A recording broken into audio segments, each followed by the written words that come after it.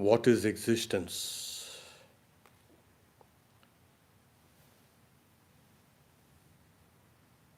It cannot be attained through speech, nor through mind, nor through eye. How can it be known to anyone apart from him who speaks of it as existence?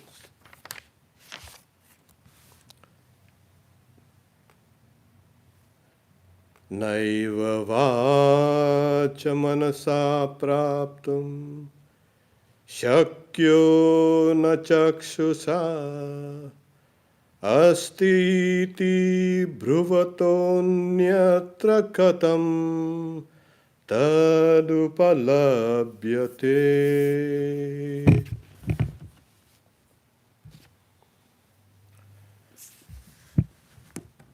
Yes. So, here the Upanishad speaks, the verse is 2, 3, 12. Naiva vacha manasa praptum shakyo na chakshusa. The first line is, it cannot be attained through speech, nor through mind, nor through the eyes. What is this? It, existence. And this has been the eternal search everywhere, in all cultures, in all thoughts, in all philosophies, in all science. What is existence? This is the root of every quest. Everything that we hope to know is about existence. Does the world exist? Do we exist? Yes, it does. We can see that it exists. But does it exist eternally? We are interested in an existence that is eternal.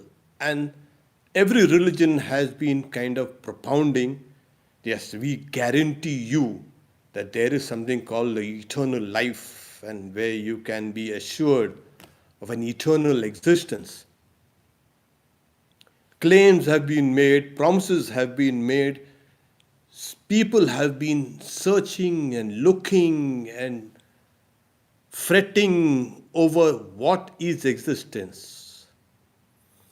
Here, the Upanishad is saying that existence cannot be attained through speech, nor through mind, nor through the eyes. Eyes, in the sense, it's representative. It is speaking about all the senses. You cannot see it. It is beyond speech and it is beyond mind. Well, then what kind of existence is there? Yes, there are many things that we feel that they are existent, but really they think those things are changing, and constantly they have been changing and changing and changing. That which is existence, that which is eternal, cannot be subject to change. If existence is subject to change, then it is subject to the laws of nature. And we can see that this whole universe is in a constant state of flux. It's constantly changing. What is then permanent? If existence wasn't permanent, then that existence becomes non-existence. But the human mind, amazingly, cannot get rid of the idea of existence. Everywhere and every activity, every thought, it does. We have that abiding feeling of existence. I exist, I exist, I exist. Swami Vivekananda says, that's why he says, even you cannot even you may think of yourself, you can conceptualize, you can imagine yourself as dead, but you can't really feel that you are going to die. Somewhere that ideas of immortality have been so ingrained in us. Where does this idea of existence come from? People always say, oh, does God exist? Well, nobody says, do I exist? It's there. You feel you exist. This world outside is there, it exists. This is what the Upanishad is trying to say. That the idea of existence is indubitable in our consciousness. It is a fact in our consciousness. But how do you attain that? How do you realize that consciousness?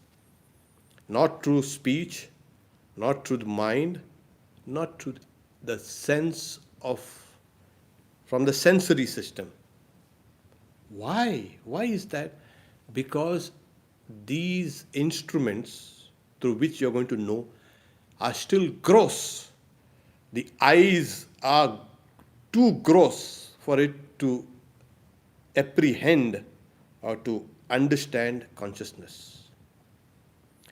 The mind also, though it is subtle, yet it is incapable of understanding existence.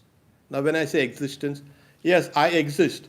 Yes, but that's existence is in a very limited sphere. Because when you go to sleep, what happens to your existence? So there you are. So we are confused. Different states of the mind gives rise to different ideas about reality, about existence. There are millions and millions and millions and millions of beings in this universe, in this world, which are alive, but right now they are not being reflected in my consciousness. As a result, for me, they do not exist. Or that reality does not come and impinge itself in my mind, in my consciousness. That's why they say even the mind is incapable of comprehending existence.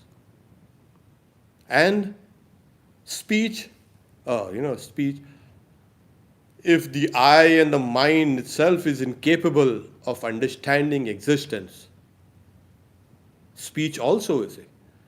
But human beings have been using these instruments to understand reality. What is there outside?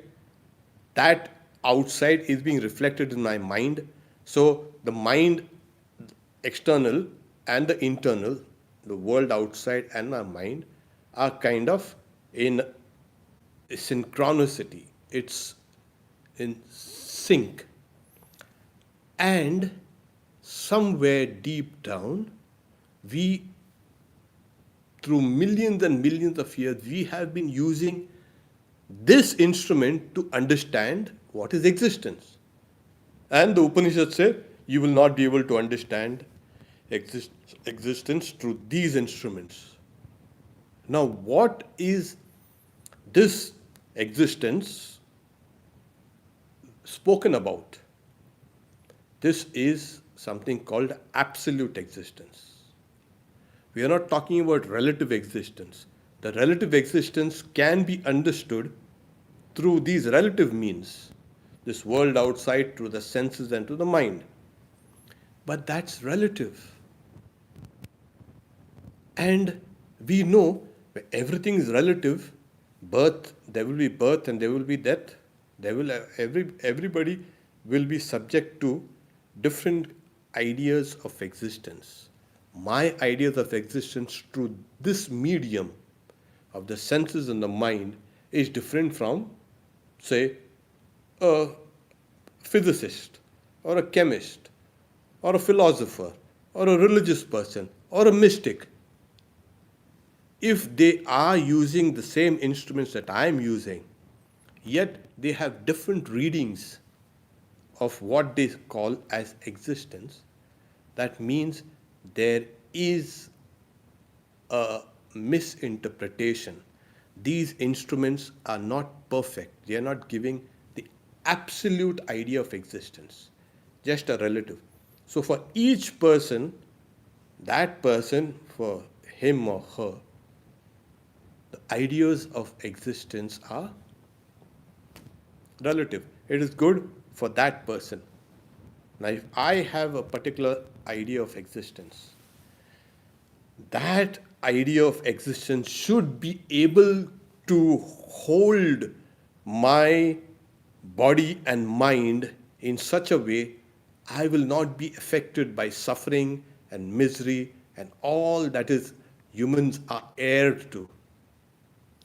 My idea of existence depends on how I cope with life, how I can conquer my desires, how I can win over my mind, how I can not be affected by everything that goes. Ultimately, it comes down to our life and our activities and our work becomes muddled because our ideas of existence are muddled, are confused. So the the vaster your ideas of existence are, the more solid ground you all are standing upon. If my existence is limited only to my body, yes, this I exist, or my existence is limited only to my sense of the ego, or this is I exist, my individuality, then I am in trouble.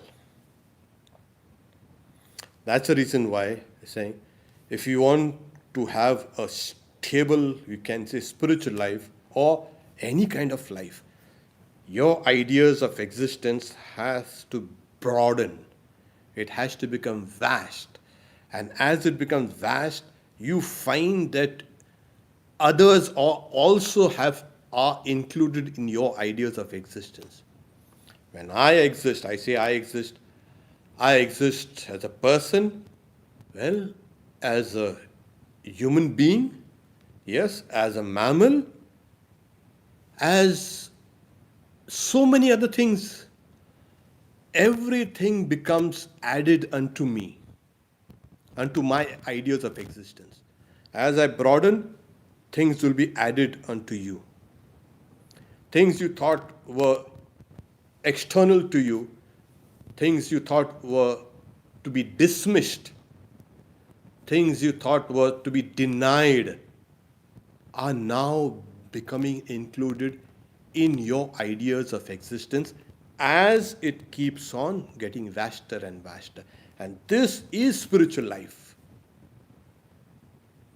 So the next line of the verse says, how can it be known to anyone apart from him who speaks of it as existence? This is the idea. How can you know it? It is this person. Every person will speak about it as existence. The idea is that person and the ideas of existence are not two separate things. They are one.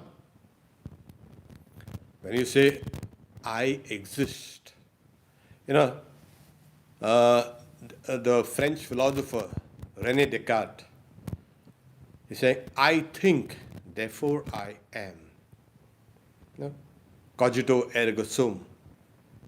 Vedanta will say, I am, therefore I think. It will just reverse it.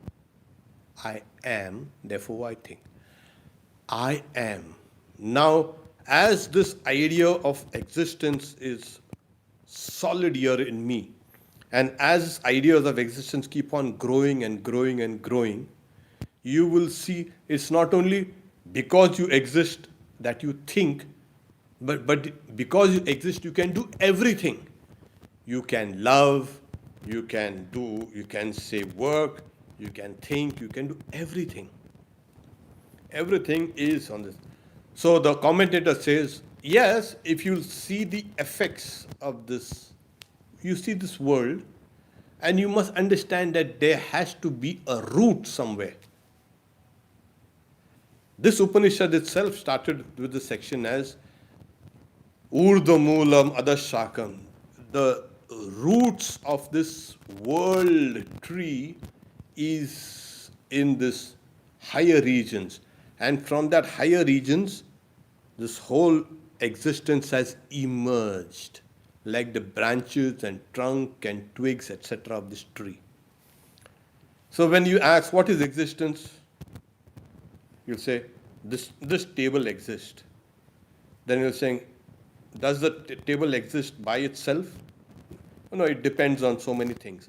And then you'll go back to the tree, and then you'll go back to, the tree absorbs carbon and the water, etc. What exactly? As you keep on questioning these ideas of existence that you see around, you revert, you go back and back and back to the source. If you see this is existence, and as you keep on questioning what comes before this, what comes before that, and you come down to the origin, the starting point, and you find, as the Upanishad is saying, it has started from existence. Sadeva Somya, oh good looking one, there was existence in the beginning, as the Chandogya Upanishad says. In the beginning, there was existence. So, in the beginning, there was existence. And from that existence, that is the foundation, that's the basis of everything that appears. When we see a mirage, as we see the mirage, when we don't know it's a mirage, we think it is real, it is existent. But when we find that it's a mirage, then the ideas of illusion also come in. But when we are seeing a particular mirage or kind of an illusion, it is existence for us. We simply can't just get away from this idea of non-existence. The commentator says that yes, this idea of non-existence does not appear in our consciousness. Just impossible. Because the very foundation, the roots of everything that you see is but that existence. And that's the reason why I'm saying that person who says, how can it be known to anyone apart from him who speaks of it as existence? So this person, that person realizes within himself or herself the root of existence there, and he speaks of it. That's why in the first chapter we say, Ananya Prokte Gatirata. One will know this truth. From whom? One who is one with that truth. A person who is one with that existence, a person who has realized that existence within himself or herself, that person, when that person speaks about it, then that person's words carry that kind of a weight or flavor that yes, it is existence. When Swami Vivekananda first went to Sri Ramakrishna, he asked, have you seen God? It's nothing but this is what people want to know. What is God? Oh, it's existence. Oh, it's a reality. Oh, it's truth. Look at it like that. So what Sri Ramakrishna said, yes, I see God as more intensely than I see this world. And that's a great lesson for all of us, that this world of the senses and the mind, etc., saying, pale into insignificance when you are experiencing existence as it is. This is the idea. My God, So the reason why the Rishi says that it cannot be attained through the speech, nor through the mind, nor through the eye, but it can be known only by the person who speaks of it as existence, not the others. See, what is existence? You go to a library and you see how many people have spoken about existence through the ages. And hundreds and hundreds and hundreds of people have spoken about existence. And see how one book or one study conflicts and you can say contradicts the other. Every idea of existence has been conflicting. Every study has sometimes misled us. And this has been the problem with human search. We are searching, but through our own lens, through our own veil, through our own biases, through our own field of expertise. This is what it is, and everything else is wrong. So the Upanishad talks about a person who understands it in its totality. When the person understands it in totality, that person understands it. Like when even Jesus said, I and the Father are one. Well, what does it mean? That Christ was completely identified with the Father. The individual is completely identified with the absolute, the relative with the absolute. And that person now can speak about God or speak about existence because that person is speaking through experience, a very vast experience. So the other day I was telling somebody, oh, everybody says, oh, there is something called consciousness. Yes. And that consciousness is here within me. Okay. And that I feel this is consciousness. Yes. Yeah. But this idea of consciousness is so small, so limited, that it can't handle stress and troubles and sufferings, even death. It becomes upset even at the thought of what will happen. So your ideas of existence, which you feel is within you, within this body, is so, you can say, handicapped or so kind of, what do you say, limited, that it can't handle truth. But the moment you feel that you exist in a vaster, you can say, entity or a vaster medium or a vaster field, then you are coming down to understanding what is existence. Right now, you feel you existing here inside. Next, you will feel that existence is vast and this body, etc., is existing within this field, within this vast, you can say, network of consciousness. So this existence of reality is so vast, vast, vast, and we are all existing in it. So it's just that the person who only feels that existence is here within, I exist, I am, that person's existence is so limited. When he or she speaks about existence, you will not understand it, you will not know it.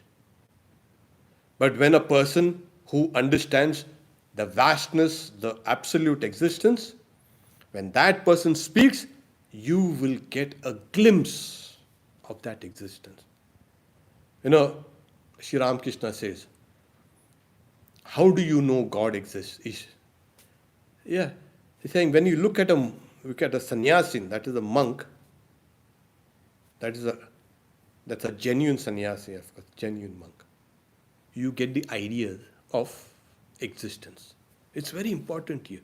When you see a monk, a sannyasin, as Sri Ramakrishna says, you immediately remember Ishvara, God. So this person becomes a symbol. Symbol of what? Of God. A God? Well, the ideas of God are various, and and everybody has their own ideas of God, because it depends on one's own limited ideas of existence. So if we say that person becomes a symbol of existence. So how do you kind of know that that person, when does that person become the symbol of that vast existence? When the small things of life do not upset that person is not toppled with the small barks of puppies, or Swami Vivekananda say, not even the thunderbolts of heaven. Nothing. That person is existence, stable. So that stability is transferred to the body and the mind and the senses and etc. That person, you can see the person is rooted in a higher form of existence, not in the ego, not in the limited identity, not in the limited self. That's the reason why the verse says, it cannot be attained through speech, nor through mind, nor through eye. How can it be known to anyone apart from the person who speaks of it as existent? So when you go to such a person, even you don't have to ask anything. There is in the Dakshinamurti hymn, Stotra, it's a hymn to Shiva, where an old person, he goes to a guru who is young and with doubts about existence. And that person goes, and the teacher teaches in silence, and the doubts of the disciple are cut asunder. So this is what it is. So when you go to such a person, that person's influence is so powerful, all your doubts vanish. This is what it is.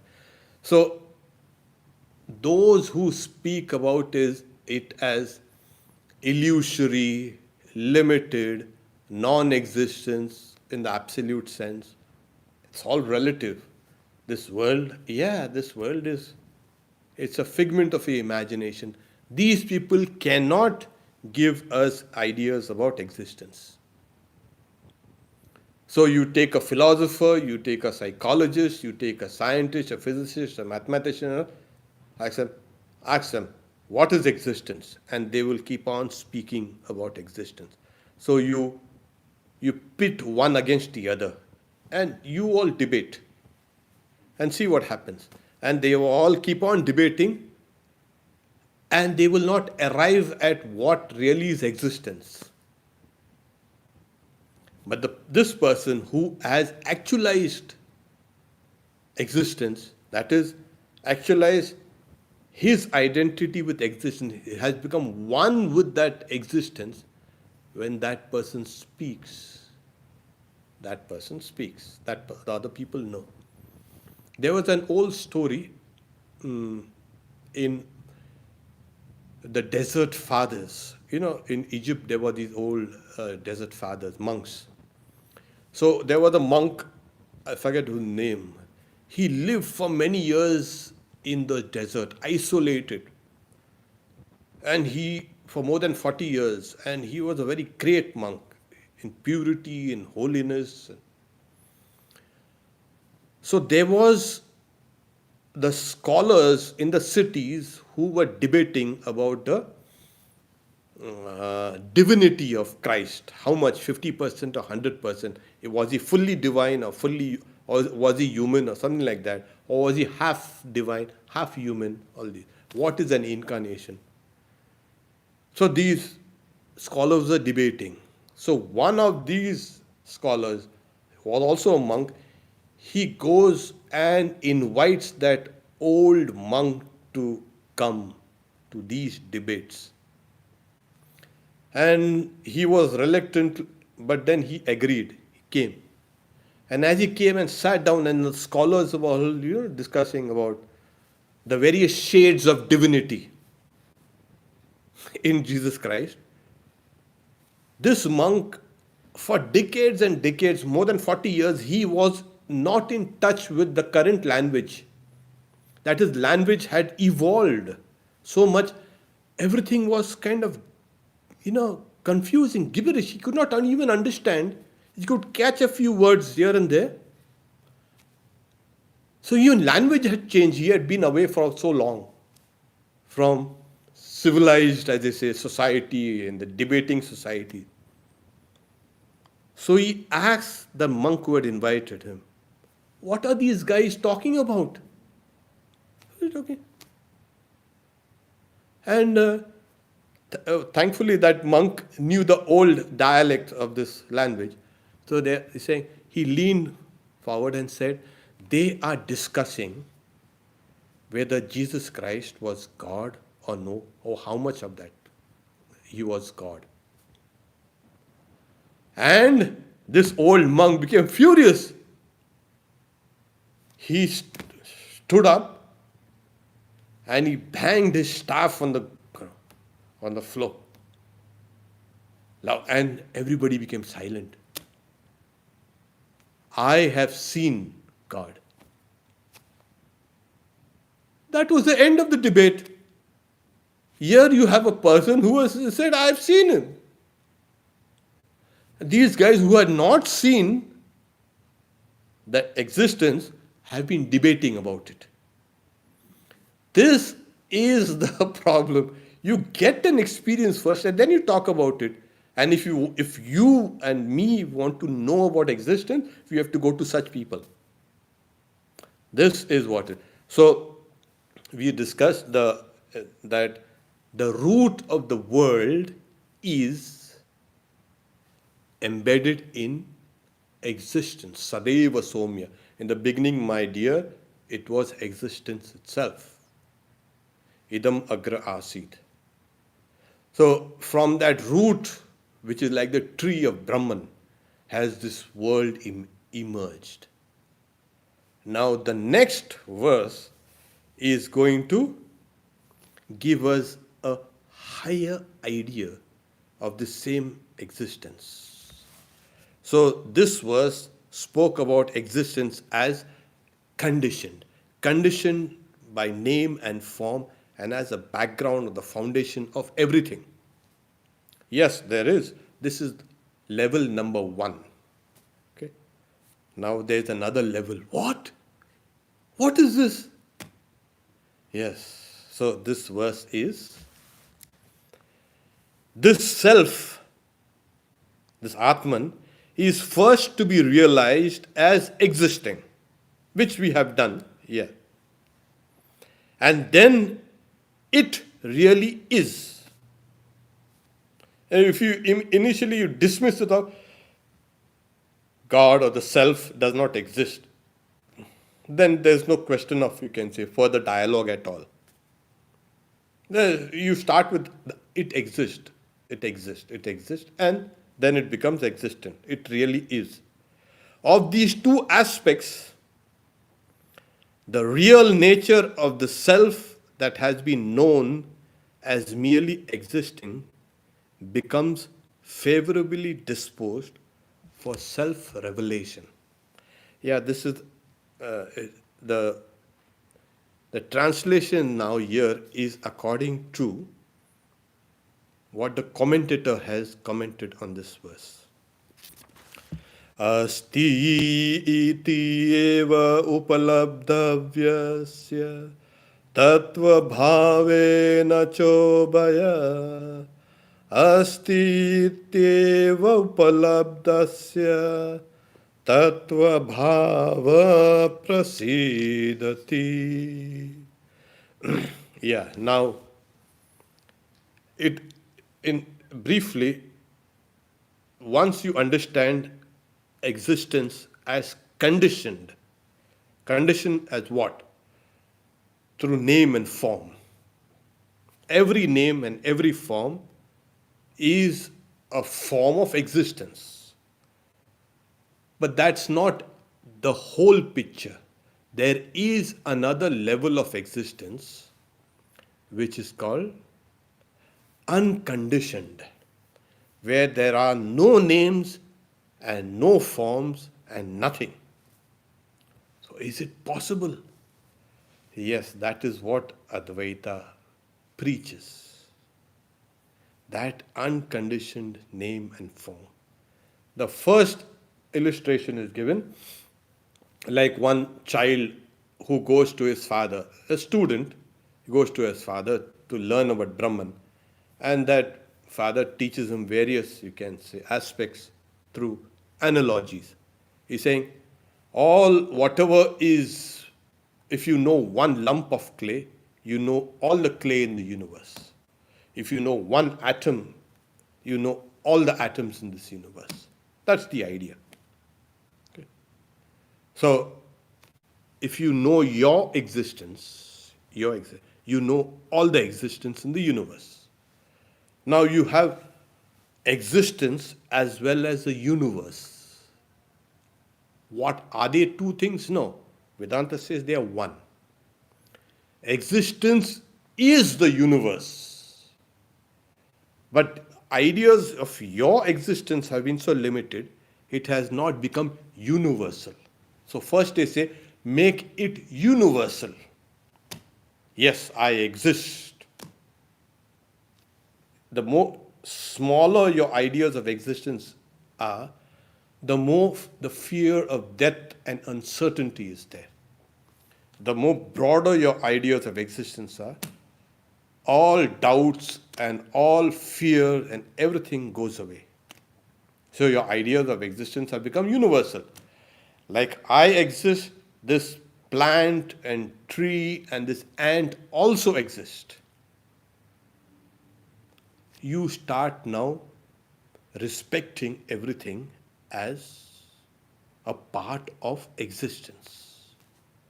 You have no right to take life. You have no right to criticize. You have no right to debate. You have no right to do anything. Everything exists. From the smallest to the highest, from the gods, even the creator god, Brahma, till the blade of grass, it's one large spectrum of existence. Then Advaita Vedanta says, yes, this is kind of universal existence that you have. Because these gods are not visible to our eyes or to speech or to the mind. Yet they exist. So once you have seen the visible and invisible in that ideas of existence, then they say there is another level where existence is unconditioned. It is not conditioned by the gods and angels and humans and plants and animals, nothing. It is just pure existence. When will that flash? That will flash only after you have understood this universal existence. So tattva bhava prasidha, it becomes favorable to you. So you start from here, go deep down, but you see this intellect which says, I exist, I exist. Yeah, Vedanta says that also is a limiting adjunct. And when it dissolves in this idea of your individuality, this individuality says, I am, I am. The moment you say, I exist, this whole idea of the universe also flashes in your mind. I exist as the universe. And then I exist even beyond the universe. The visible and the invisible universe, I exist. I exist in my pure form. Of course, the I goes away. Brahma eva aham asmi. It is Brahman itself that is reflected as I exist. So these three things, I exist, I know, and I love. Asti, Bhati, and Priya. These three things are always interlinked. It's not just, oh, existence. It's a dry thing of it. What's existence? It's a kind of a neutral feeling. It is a kind of, it's a vacuum. Oh, it's all consciousness. Existence is consciousness, and that consciousness is bliss. Sat and Chit and Ananda. So these three things are not three separate qualities of existence. These are the very, you can say, essence, the swarupa, the very nature of this thing is existence, consciousness, bliss. So reality is, or truth is, or God is what? Existence, consciousness, bliss. It's three things? No, no Trinity. Unity. And it goes even beyond unity. The moment you say unity means two things have been there and then they have been merged. Oh, unified. No. There is what is the reality is beyond two and even beyond one. So this is this idea, the grand idea of existence. And what happens? How? It will spontaneously emerge within you. However, after you have had the universal sense of existence. So the idea is cha ubayo, and amongst the two. So the two aspects of conditioned and the unconditioned aspects of consciousness. So ubhaya is like, it's implying from one you go to the next one. From the conditioned consciousness, you go to the unconditioned consciousness. But is it possible? Yes, it is possible. Those who want to go to the very extreme get it. But do you have to go? No. When you have understood universal consciousness, the consciousness or the reality that's conditioned, this one, the pure existence, will spontaneously awaken within you. And that's what he's saying. It becomes favorably disposed for self-revelation. So self-revelation becomes spontaneous. That's what happened. So the self is first to be realized as existing. Okay. The Atman, like, there are these philosophies, many philosophies, including the old philosophies like Buddhism. Self, anatta. It does not exist. Well, if you do say it does not exist, then you also become does not exist. If you say there's no self, then you become the. Why you do talk about nirvana and this and that? And what about enlightenment? Even if you do that, you will end in non-existence. Anatta, anatman. So you start with this idea of, that's why he's saying the self is first to be realized as existing. Asti, it is there, it is, I am. And then it is really is. And then when you realize it, oh yes, it is. Oh, this is what I've been hearing and thinking and meditating upon. This. Of course, our conceptions of existence and consciousness bliss, which we have started off, and which we had thought it was adequate, suddenly are transformed by the vastness of the idea of existence. So we start with the idea of existence, a small thing, and then it becomes full-blown. Of these two aspects, of the conditioned and the unconditioned, the real nature of the self, the swarupa, that has been known as merely existing becomes favorably disposed for self-revelation. So after, again, the language is kind of old and is kind of tricky. So you start with this idea of existence here, and you realize the totality of all existence. And then after that, the pure existence is revealed to you. To you, yes, to you. You become everything. So, what is the proof of God? You. Does God exist? Do you exist? I exist. Well, if God exists, then there has to be existence. Really? Of course. Does this universe exist? Yes. Sure? Say, yeah, of course. Well, somebody says that the universe does not exist. So our ideas of external and internal depend on our state of mind. If this world is dismissed of as a hologram or kind of illusion, then you also become a hologram and an illusion.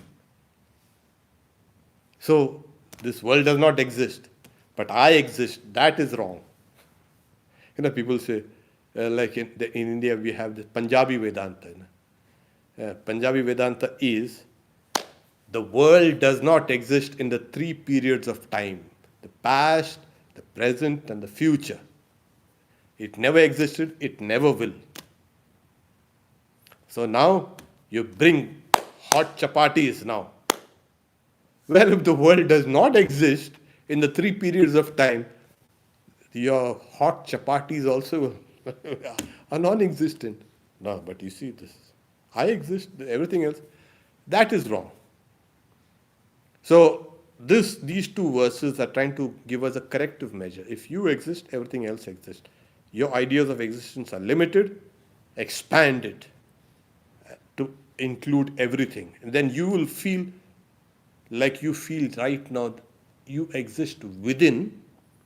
Next, you will feel you exist within a vaster entity, the whole existence. That is your starting point. We'll stop here for today. This evening we have the gospel class. I'll give it at 7:30. Tomorrow we have the Bhagavad Gita again at 7:30. Om Shanti Shanti Shanti Harihi Om Tat Sat Shri Ram Krishna Arpanamasti.